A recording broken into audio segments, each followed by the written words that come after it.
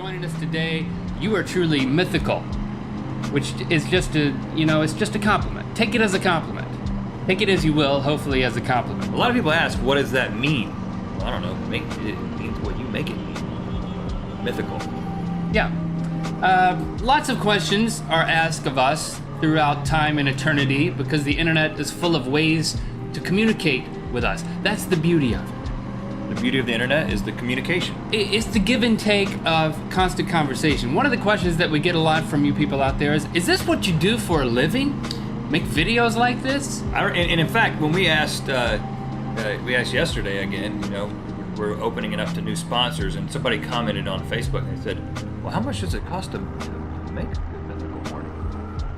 Well, it's not the cost of making Good Mythical Morning. This is what we do for a living. It's the cost of putting the food into my mouth and I don't actually put food into Link's mouth, but we also get food that goes into our children's mouth. They like to eat. They like to be nutritionized. So yes, this is what we do. We entertain you people. But in past times, we had other jobs. Yes, we did. Believe it or not, we both have engineering degrees. Rhett has a civil engineering degree. I have an industrial engineering degree. Really, not a joke.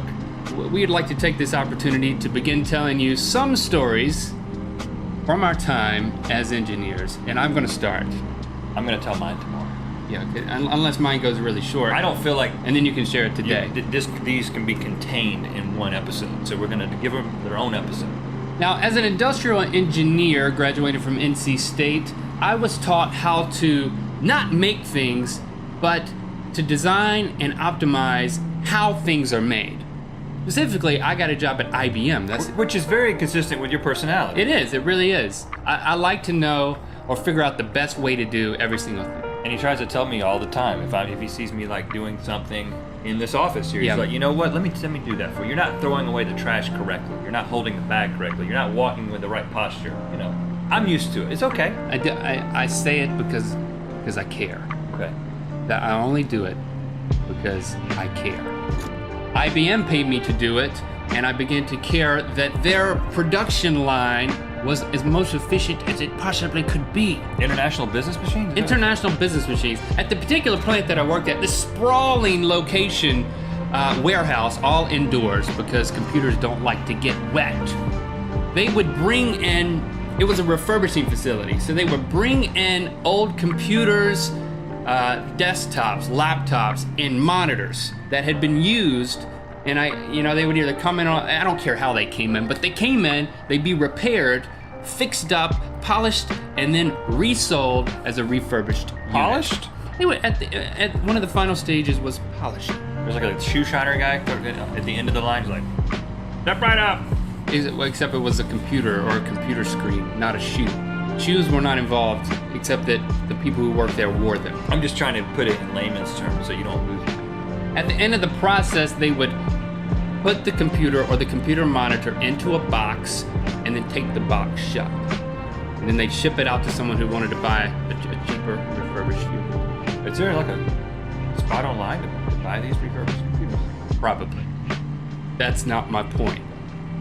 My point is, I got this job fresh out of college. I was a greenhorn, as they say, and that's what they call engineers. They say that? No, not really. Engineers who don't know anything.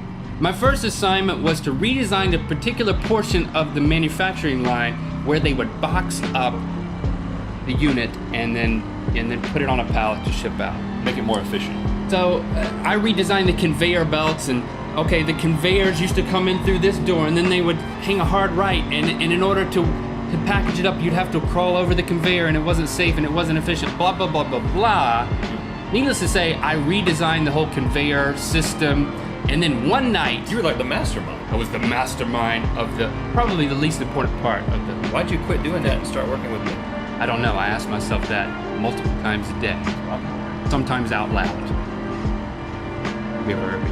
It was like a consistent paycheck that you could count on. But one night, we had to stop production, and everybody went home except for the people working on the conveyor belts, and they were going to reconfigure them. And I had to come in and, okay, I'm an engineer. I'm going to be here. I'm going to supervise this thing, make sure they do it how I say. What are you wearing at this time? I'm wearing like a golf shirt. I could have left and gone golfing the next morning. Tucked in? Like the shirt is tucked in? The shirt was tucked in. I want to be able to picture this. Yeah. And So, it's like 3 o'clock in the morning. They're fixing the conveyor belts and everything. I'm getting bored. Meanwhile, there's a whole rest of the facility that's not even working. Nobody's in there. And I took it as my opportunity to go and do what I always wanted to do. The maintenance men had these bicycles with 3 wheels. I guess you call them tricycles. Yeah, usually. They would take parts around, and it was a big facility, so they could take them around really quickly, ride the bikes, zoom, zoom, zoom, taking parts different places, fixing things. Are you wearing khakis at the time? I'm wearing khakis and a golf shirt. Short, tucked in. khaki shorts or khaki full? Khaki pants and shoes. I decided to get on one of these bikes, and I was bored. It's 3 a.m. Everyone was in another room where they were fixing my design. So I go to the other parts of the facility. I just start riding. And it's got pedals. It's not like a throttle. It's just a normal bicycle, except it's got 3 wheels. It's an adult tricycle. Yes, with a big basket on the back. On the back. And I see that these maintenance men, they just zoom, zoom, zoom, going everywhere on this thing. So I decide I'm gonna do that. And I'm just having a ball for about an hour. Just no one is in there. Nobody is anywhere. I'm going through the warehouse. I'm going through the manufacturing facility. You got your shirt tucked in. You got on khakis. And I'm going around all these things. Now, I'm just having a blast. And then I get to this. Sounds like it. I'm going around where they bring in the monitors off of the trucks. These are the broken ones, the ones that aren't totally fixed yet. The portal. And they put them on pallets, right? You got this big 4x4, about as big as this table, wooden pallet, about this far through. You've seen a wooden pallet. I've seen many pallets. Well, depending on the size of monitors, they put 4 or 6 monitors on a pallet. And I'm zooming around everywhere, having a blast. That's Did I mention? We've established that you're having fun. Yeah, and all of a sudden, I careen around this corner, and I realize that there is this massive pallet of monitors right in my path. Does it have brakes? Does it have brakes? And so then I'm going so fast, I start to panic, and I try to do the brakes by pedaling backwards. But, that is how tricycles work when you're a kid. right, but this one, it had hand brakes. You went back, but I didn't know You it. went back Right. into child on tricycle mode. So just picture me in what I was wearing, which is fully established, and I'm pedaling backwards as hard as I can, and nothing is happening. I am careening towards this pallet of computer monitors. Are you skidding? Is the wheel going backwards and it's just lost all grip? No, the braking mechanism had nothing to do with pedaling backwards. I was increasing speed. I must have been going downhill. You were failing to stop. Yeah, and I was just panicking. I never realized that I could get this handbrake. I don't know. What is this contraption? I had an engineering degree, but it had nothing to do with riding a 2-wheeled tricycle or a 3-wheel bicycle. 3-wheel. I didn't even know how to identify the mechanism. Be the problem. I blast directly into this pallet going full speed. Now these boxes have monitors in them. These are not boxed monitors. These are open to the air monitors, 4 on a pallet. But they're already kind of broken. And when they're all together, they're just old. Yeah, they don't work right. And I go through them like a bowling ball through bowling pins. 2 go that way, 2 go that way, and I'm like, boom. The pallet is, it's probably 5 inches tall. So I hit that thing, and I fall off of the bike too. And this makes a noise, I assume. Oh yeah, huge, huge sound. And of course, it's one of those things where I immediately got up. No one was in it. I immediately got up, around. Make sure no one's looking for me. And I get back on the bike. I run and I scramble and I put all the monitors back up there. And then I start riding and I realize the front wheel is totally flat. So, no one saw me, but I was faced with a dilemma. Should I tell the maintenance guy who was in the other room helping with the construction? So I left the bike there. I put the monitors back, and I would love to see the security footage. I know somewhere out there exists security footage because the place is just covered in cameras, so you wouldn't steal monitors. I would love to see that. But you okay? So you leave the bike somewhere? So I leave the bike and I go back there and I go up to this maintenance guy who's helping with the project and say, "Thank you. I must have run over something. The tire is flat." I must have run over 4 monitors stacked. I mean, they had to pallet. refurbish the monitors anyway. It's not like they were at the end of the line and about to be boxed So you up. you at least admitted I that gave you him had something- been riding it. Because you could have said, "Hey man, I caught a glimpse of your trike, and it looks like the front wheel's out." Yeah. I didn't want to. And so, But it was stupid of me. I mean, here I am, a college graduate. I have an engineering degree. I'm in charge of this thing, and here I'm riding a bike around like a kid, destroying property. well, apart from the What an idiot. Apart from the wreck, I feel like you're completely justified because I mean you're doing this job that I assume got old after a while, and you're just letting off some steam. Yeah, you know? man, It's I 3 get- o'clock in the morning. There's a Yeah. tricycle. Get on it. Yeah. Ride it around. Run into some computers. Thanks for that. It makes me feel better. Okay. Yesterday, we heard Link talk about his experience as an engineer. Well, little known fact, or actually it's pretty well known, we've talked about it many times. I was also an engineer. we talked about that yesterday too. Civil engineer. Yes. And I also got a job with a different firm. I didn't get a job with International Business Machine. No. I got a job at a place called Black and Veatch. Apparently these are two people who started a company at some point. And one of the guys' names was Beach. Yeah, Mr. Veatch. It's pretty cool. Mr. Black, which sounds like a spy, and Mr. Veatch, which sounds like maybe a principal. Or a civil engineer. Mr. Veatch, please come to the boardroom or the cafeteria. Anyway, that's not really what this is about. It's about the fact that I was a civil engineer and we designed power plants. That's what our firm did. And I'm not talking about nuclear power plants. I'm talking about other types of things like hydrogen, or not hydrogen, natural gas, coal, that kind of thing.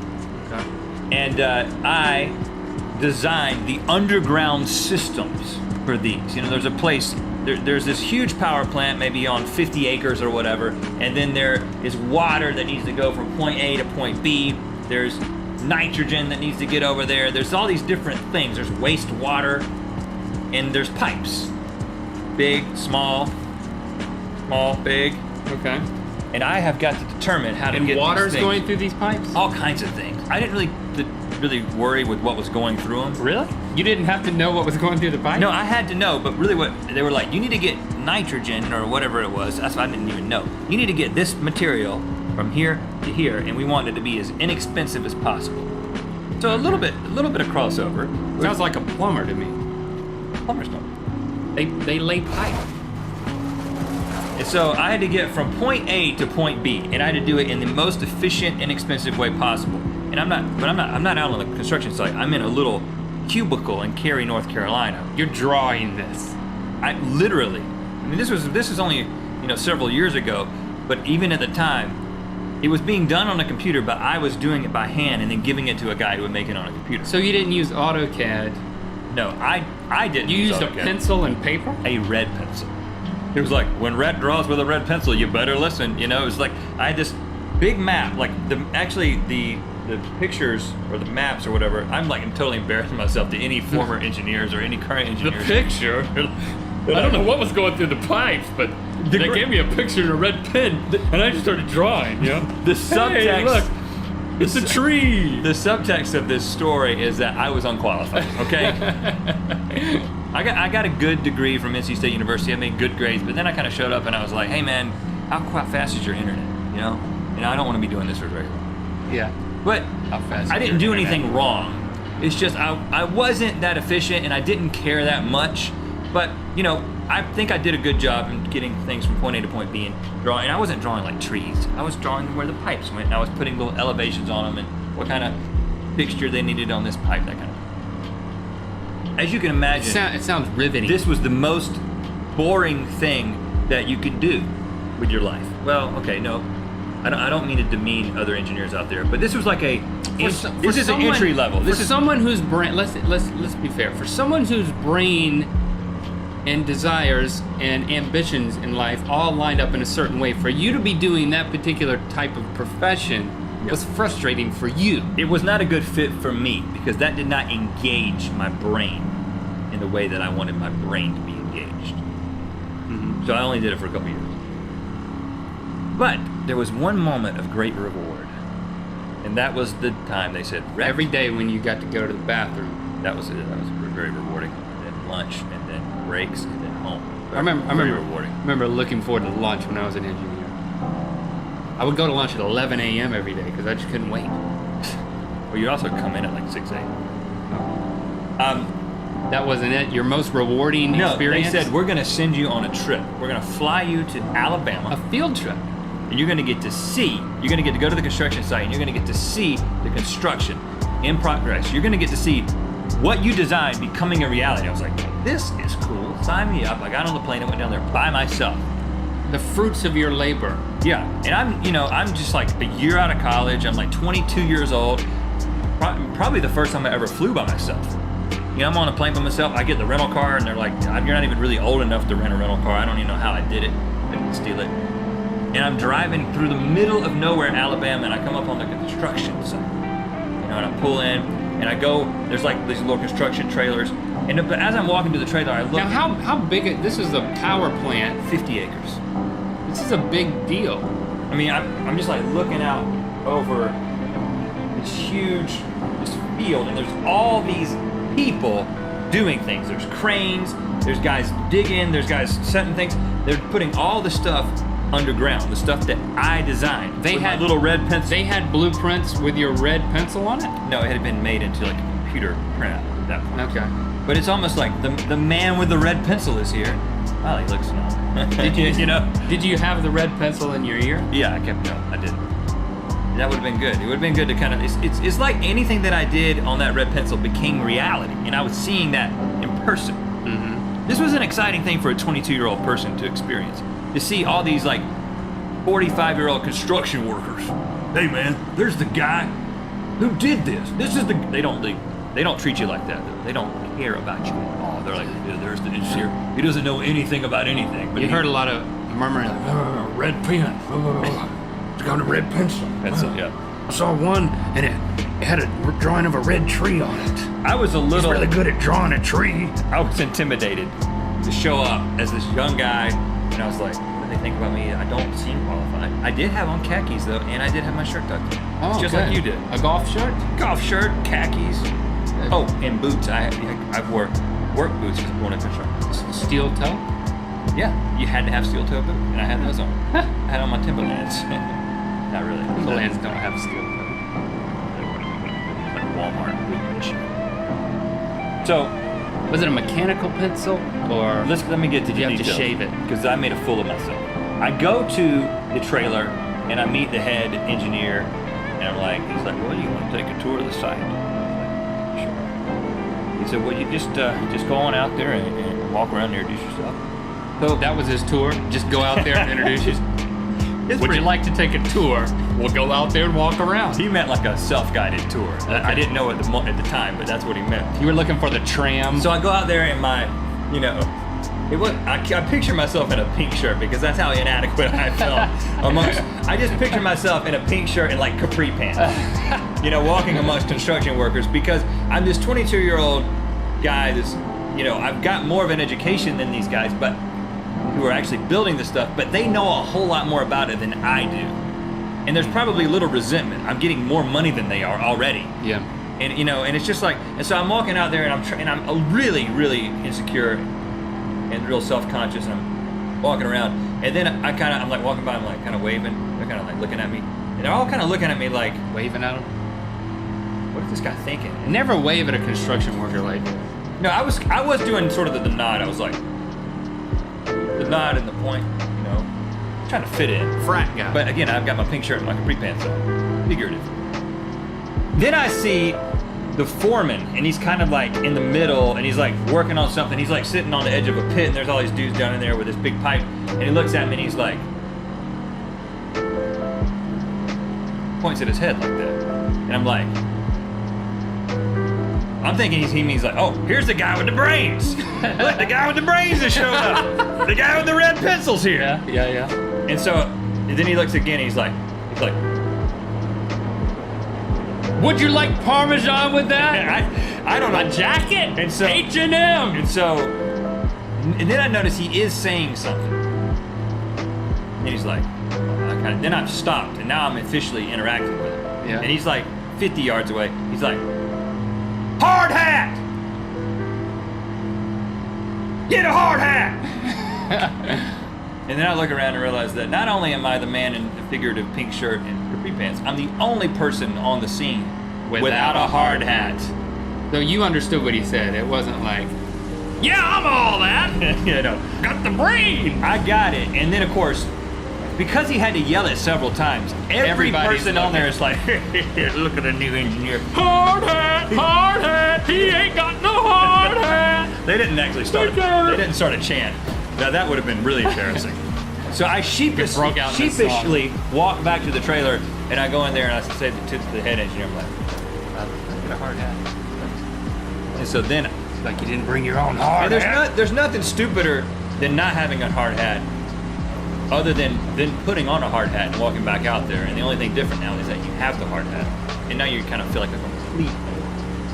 So anyway, the moral of the story, I guess, is wear a hard hat on construction sites. And something tells me that you don't look that awesome wearing a hard hat anyway. I don't look good in a hat.